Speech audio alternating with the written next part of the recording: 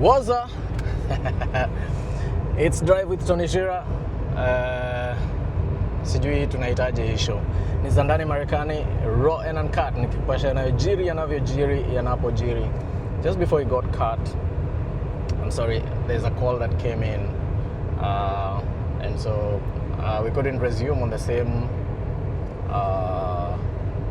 broadcast. So this will be a new episode, I guess. So just before we got cut, I was talking about photography.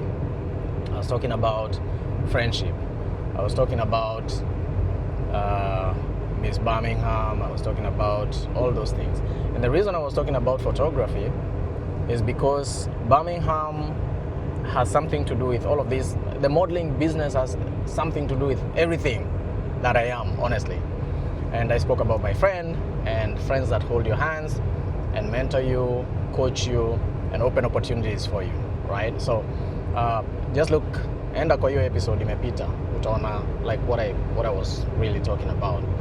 But the reason I was talking about is because just before, I had just mastered like photography, and I had done some photography for the mainstream media, standard newspaper, the Pulse Pull-Out magazine cover. I used to do the photo for the model over there, and this was courtesy of my friend George, who introduced me into it, and that was a great thing, and it opened a lot of doors. So at least when it comes to interacting with media people, I was in media as a photojournalist or a photographer, that made publications. My work was published on the standard newspapers, Pulse magazine. Now, thanks Charles, by the way. Charles, CEO. Thank you. You guys know him. Big up. So, we did a lot of work in there, interacted with a lot of media guys and a lot of people out there, so tulijuana, right? So, if you're joining me for the first time, kuna za ndani Marekani pale YouTube, just go in there and subscribe. I'll be posting most of these stories over there, but in case you see a segment like this, Jua, it is about what? I just crossed the Great Mississippi River.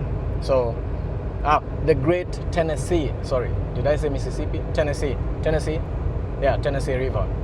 So, ingia kwa hiyo episode imepita, utaiona hapo hivyo. So, what's going on is that I'm heading to Birmingham, and I have spoken a lot about why this story. But right now, let me just finish what I was saying about my connection, photography, and Birmingham. So there's this guy that used to do photos for the Salon magazine. Yeah, in Kenya there was this magazine that it was called Salon Solutions. Yes, it was called Salon Solutions, and they would go to like an institution. People have made different hairstyles. I mean, they used to feature salons, beauty centers, mambo za beauty na urembo na manywele, you know, all of that. And I remember I even featured one time. So that is how I got to meet this guy in the first time. So there was this guy, he was called Ben Zhao. God bless his soul in eternal peace. Ben met me in the events. I think we had an event that we ended up together, and he was taking photos for the Salon Solutions magazine. We interacted, of course. I was training models, I was working with models, and I think it was a related event. That's how we met. And after that, of course, we met at Samantha's again. He would be attending events that had beauty stuff to do, to take photos that he would feature in the Salon Solutions magazine. I used to train and choreograph Samantha's bridal shows, models. I used to manage the entire fashion parade, the fashion show, making sure that all the exhibitors were well taken care of when it came to getting their items on the runway. And of course, it was an amazing job. Production, I learned a lot in terms of production. I learned a lot in terms of wedding industry, organizing weddings, managing service providers. I got to get opportunities to recommend the best service providers for small budget, high budget. Anyway, the whole shebang. Maybe I'll do a story about Samantha's Bridal, but those who know me know what impact I had in that pageant. By the way, if you ever took part in Samantha's Bridal, let me know what you think about my shows. The years 2006, I was the first choreographer for Samantha's Bridal, and in fact, not just as a choreographer, but also part of the organizing team, giving in a lot of ideas, many of which I had learned from the production part of the industry. In the back years, the first bridal show in Kenya was Sherehe Africa. Big up the three musketeers, the organizers of Sherehe Africa, because they began a new journey in the wedding industry, expos. And then Samantha's took over, and of course, they poached me.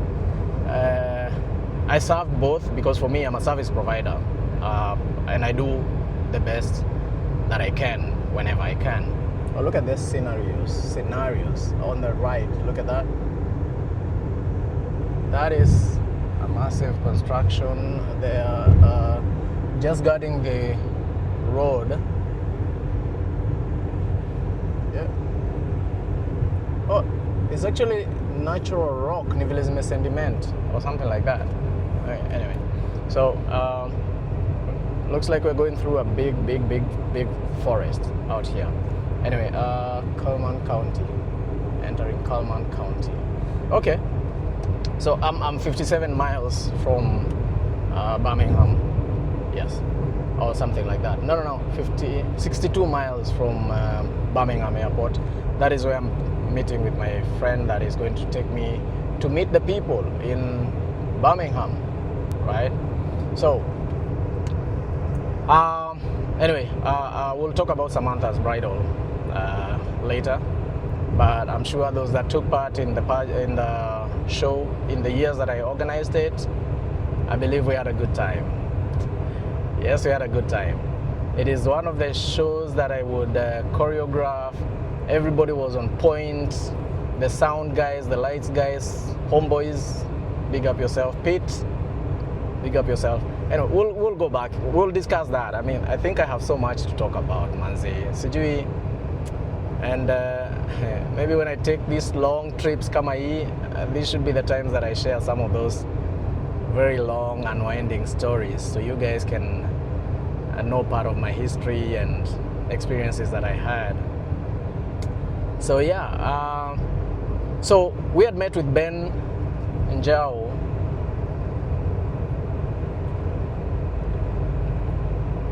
Yeah, God rest his soul in eternal peace. And why I'm getting emotional right now is because Ben passed on in Birmingham. We had met a couple of months before he passed on, but I'll come back to that. But the one thing that I remember Ben for is what he did for me. So when he decided to, so we did some work together. We met in many different places, different events. He was coming there to do his photos, and he knew I had started doing photography.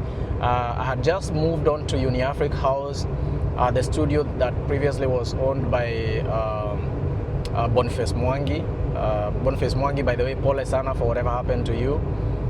Courage, keep going. I remember you had invited me to come. We share the office space hapo Uniafric House. At the time, sikuwa nimemea mabawa ya kutosha as a photographer, so I wasn't sure that I was ready to get on. But we did some work together pale Uniafric House. Thank you. And then I also remember you inviting me to Power 254 to set up hapo. Maybe I wasn't that courageous at the time, and maybe that in itself should teach me some courage. Hey Mazi, you're an inspiration. Let me just say it, you know. I might not agree with you on everything. lots of people may not agree with you in everything, but there is something that you see that probably none of us or not many of us see, and so I would encourage you, just keep doing you. That conviction must be coming from somewhere. But anyway, so tulipiga shughuli hapo UniAfric House, and after you left the UniAfric House studio, Gadoni, you remember we were there hapo UniAfric House, Gadoni from Seattle. Yeah. It was nice meeting with you. Ulikuwa kadogo, katoto. Anyway, maze hizi stories na kazi kiruka huku zikienda huko. I don't care. I don't care. It's good to have these kinds of memories, manzi, because they are taking me far. Like, I know there are people who probably don't know if we've interacted with Boniface Mwangi. He did a shoot for me for the Italian menswear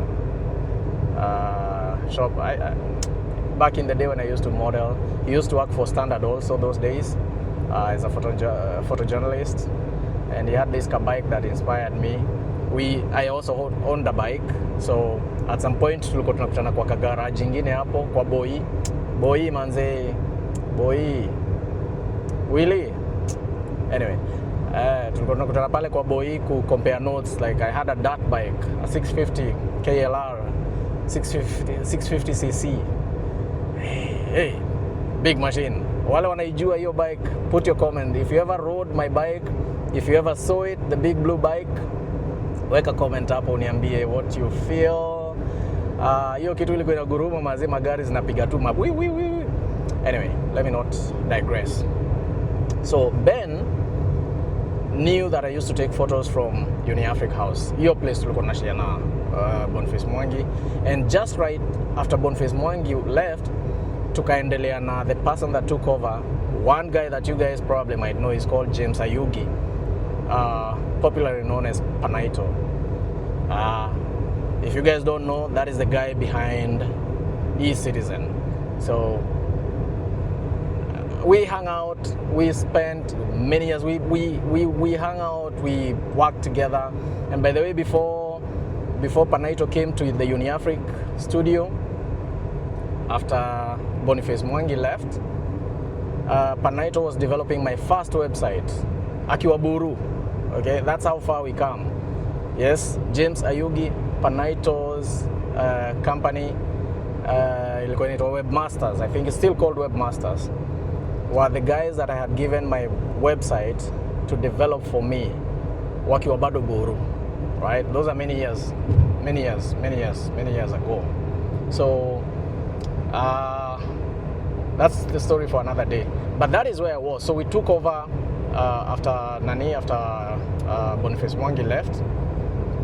And I remember in the days that just before Boniface Mwangi left, the one thing that he left me with in that studio is that as you take the photo, the first thing that you must try and ensure is that you get the photo looking as true to the human eye as possible. Then you can decide what you want to do. If you want to manipulate the colors, the tones, all that, you can do that. But you must be able to achieve a natural, true eye appearance in your photography. So that's the one thing that Boniface Mwangi left me with as he left UniAfric House. Then tukaendelea na kina Panaito. But then I didn't take much more interest in photography, but managing models and setting up the talent agency, because that was what we were agreeing with Panaito, that we occupy the space, I'll be managing models from there, and then because he was taking an interest in photography, anaweza fanya photos. I had my cameras, of course, I could do photos, and it was there that it was while there at UniAfric House, which is close to Anniversary Towers, and next to where there's a building, I'm forgetting its name. Just next to Anniversary Towers, Apple, there's a building which is where Salon Solutions studio used to be. That is where Ben Njau used to be, and so we would run into each other many times. Nikiwapo UniAfric House, and it's the same zone. So So Ben would walk over to our studio, hapo Uni Afric House. We would talk, we would chat, nini. He would see my work, I would see his work. He would give me a few ideas. We would exchange thoughts and all of that. And there came a time that Ben now was going to leave Kenya to go to the US. And he told me, I would like to leave my camera in the hands of someone that I like, and I think you've been doing a good job, and so mi nitakuzia hii camera at a throwaway price. I just don't want to sell it to somebody mwenye sijui nini. Of course it was an ambush. At the time that he told me that he wanted to sell me the camera, hata I didn't like, sikuwa nimepanga ati naweza nunua, and he was leaving like in a few weeks time, I think like 2 weeks, because I remember after that we had a farewell party somewhere on Kiambu Road, which we went to. We had a good time, tukamwish well. So actually, I gave him part of the money for the camera, na akaniwachia very, very nice camera, the one that he used to take photos for the Salon Solutions with. So I gave him the money, and part of the last amount akaniambia niwachie, tapea wife yake. So of course I had met his wife before, akanipatia nini zake na I remember that trip maze, the wife was expectant when Ben left. Akaniwachia camera, and the money that I was to pay, the last amount that I was to pay, nilikuwa nipatia wife yake, because he had to travel. So he traveled. By the time I organized the balance of the money, I gave to the wife later. So long story short, Ben traveled, went to the US, and after a couple of years I also went to the US. And then I'm just posting like I'm in Seattle, I'm here in this place, this is not 2019, I'm posting like where I am, and then Ben called me out of nowhere on Facebook Messenger. He called me and he told me, yo, uko Seattle? Aya, uni Ben, nataka utafute mtu anaitwa Fei manze, Ben Jao, God rest your soul manze, you're a good man. Ben aliniambia nitafute a lady called Fei will show you around. She's been living in Birmingham, mimi naishi Birmingham, but she's now in Seattle, so atakuonesha around. Ni mtu anajua a few things, hajakaa huko sana but anajua a few things. So akanipatia number and told me, make sure you call this lady.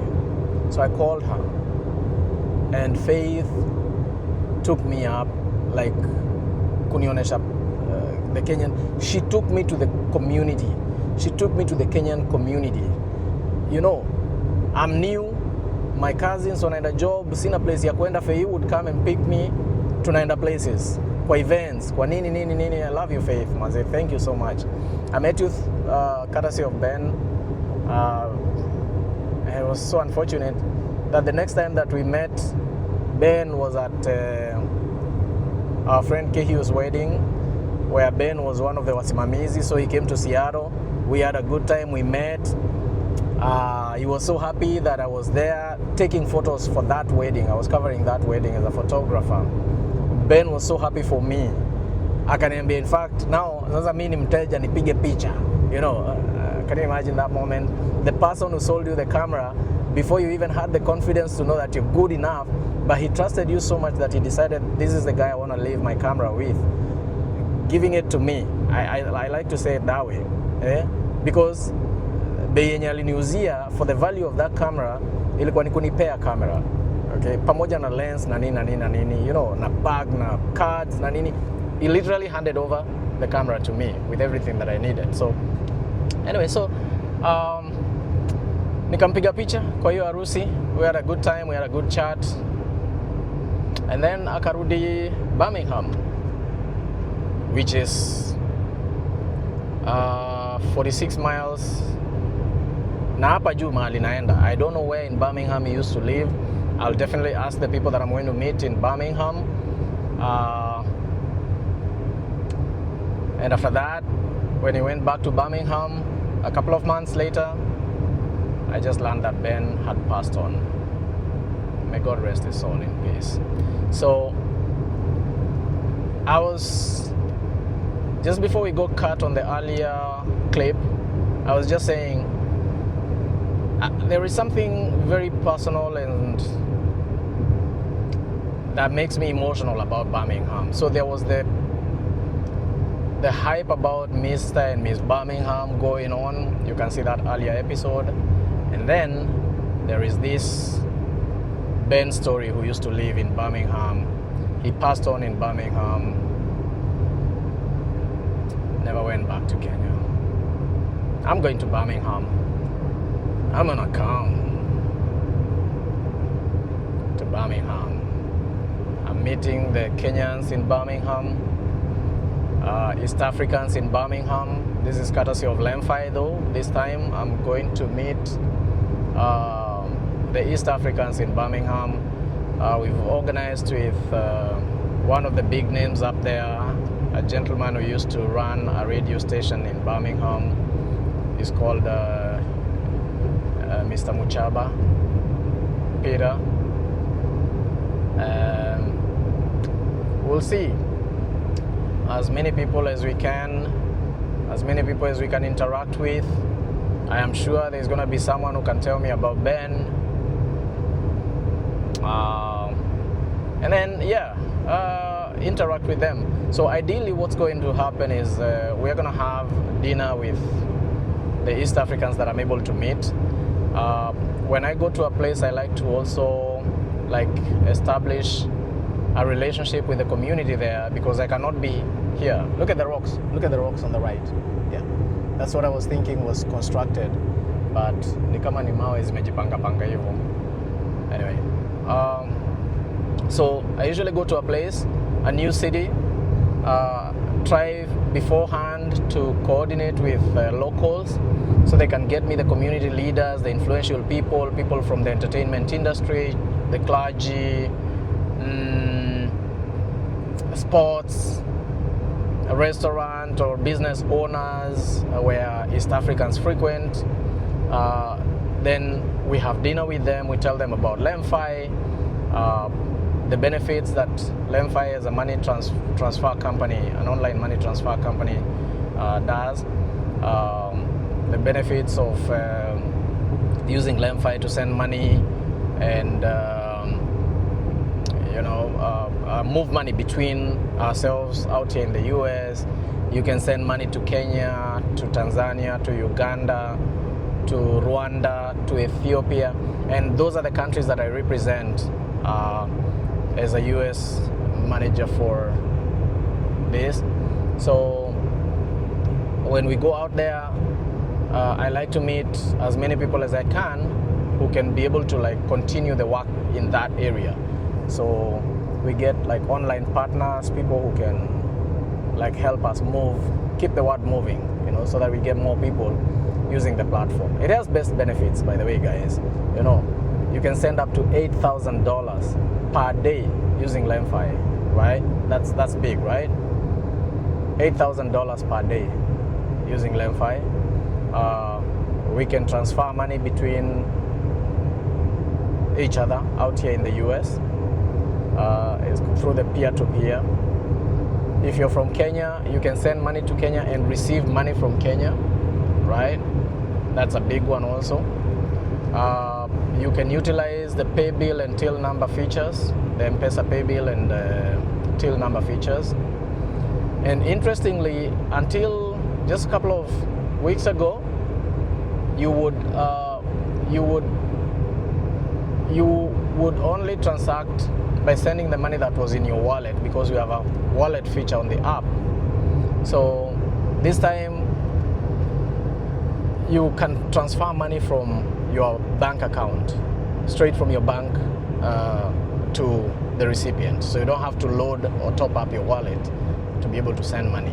Interesting, right? Yeah, because there's a lot of people that said, yeah, I mean, do I have to keep topping up my wallet? Do I have to keep topping up my wallet? No, you don't have to keep topping up your wallet. Now you can transfer money straight from your account. The reason we're doing it is because it was important for safety. And so once the company was satisfied that all the safety requirements and security and all those reasons have been taken care of, now they allowed for people to be able to send money straight from the card, right? Yeah, so like there are people who send a lot of money to schools as school fees. They want to use the pay bill option. Some are in SACCOs. They want to send money to their SACCOs. Some of them have bought properties. They want to send money to their financiers. So all you need to do is get the pay bill number and the account number, and you just transfer the money using LenFi, right? Big things, and you can send up to $8,000. That's a big one, guys. I understand with other apps, like you send 2,500 or 3,500 and they start asking you questions. Like that is the limit. There are many other people that have been blocked from sending because they start asking you how many times, or where are you getting this money from, or that kind of thing. But with LenFi, you can send $8,000 per day. Per week you can send $16,000. Per month you're allowed to send up to $32,000, right? That's big. That's big. So yeah, I meet with the people out here to tell them about that, and the referral system, the referral program, where if you refer someone using your own code, if you sign up to LenFi, you get your special code. Then unawekewa, what do you call? Unawekewa referral code yako, right? And when you get your own referral code, if you invite someone, they download the app, they create an account, verify their email, verify their identity, they put your referral code. When they send $100, they get $20 cash back, and you also get $20 cash back, right? See you nipoa. Yeah. And of course, that is as far as the referral bonus is concerned. And of course, there are other benefits, including if you're in Kenya, you can send money and receive money from Kenya. Because there are times that sometimes, okay, mtu anakwambia nisaidie na hii chapa nifanye ABCD, and then ushamtumia do kidogo, baadaye anaanza kukwambia I don't know how to send back the money because some of us stay here out for too long. The M-Pesa doesn't work anymore. So someone tells you I don't have a way to send you money, and then if they put it on the bank account as a bank transfer, there's a lot of charges, right? A lot of charges that go in there. And what I can tell you authoritatively is that if you're moving the money back to your account, if you're moving the money from your account in Kenya to the US, the charges are higher than if you use LenFi. So all you need to do is get that money transferred to an M-Pesa number, and then you can request that money, and you see that feature on the platform. So yeah, interesting. So those are the things that basically, like when I go out there, we hang out with people, we break bread, we have dinner, we have a meal, catch up, and then share this information. And those that are willing to work with us as online partners or influencers or city partners, or in any way that they would want to participate in moving the word forward. Because at the end of the day, what we want is we are giving you a platform that has the highest exchange rate. Maybe that's what I should have started with, well, very, very competitive. Let me say that. That's the right word to use. Very, very competitive rates, because sometimes you might find, maybe due to the market fluctuations, maybe there's a company that is challenging what we are offering. But consistently, for the most part, and a lot of people will tell you, when you choose LenFi, we consistently offer very, very competitive exchange rates. Yeah, I don't know if at the time of At the time of this recording, the exchange rate is at $128.25 to a US dollar. Okay, Kenya shillings 128.25 to the US dollar. So if you're moving money today, if you're transferring money today, that is the exchange rate that you're getting, which is higher than all these other apps today. So I hope I'll have time to post this. But even if that is not the rate on the day that you're watching this, just compare, just go in. If you have all those other apps, it's okay, just compare. We are confident that you'll always choose us. And beyond that, by the way, guys, it's because we are here. We're involved in the community. We are out to support the community, to work with you. We sponsor events. We sponsor Kenyan, East African, Kenyan, Ugandan, Tanzanian, Rwandese, Ethiopian events. Invite us. We sponsor because we are part of the community and would like to be involved with the community, because it's not just about business. I had an opportunity to speak at Miss Gotabga last night during the Gotabga International AGM, which we sponsored, and I was telling them we are not all about business. We are also all about relationships. The reason we want to engage is because of the relationship aspect. So yeah, we get out there, let's do business, but also enhance our relationship. A lot of times you don't see these other people out there. We are where you are. We want to be part of what's going on with your life. There's a celebration going on, invite us. We want to come. I'm going to come. I'm going to come. Yes, invite us. Yeah, there is a wedding, I'm going to come. Yes. There's a ratio, I'm going to come. Yani ningekuwa najisauti if I had this key voice, I'm going to come. Ungeisikia. Right, anyway, let me stop messing around. Yeah, so you have weddings,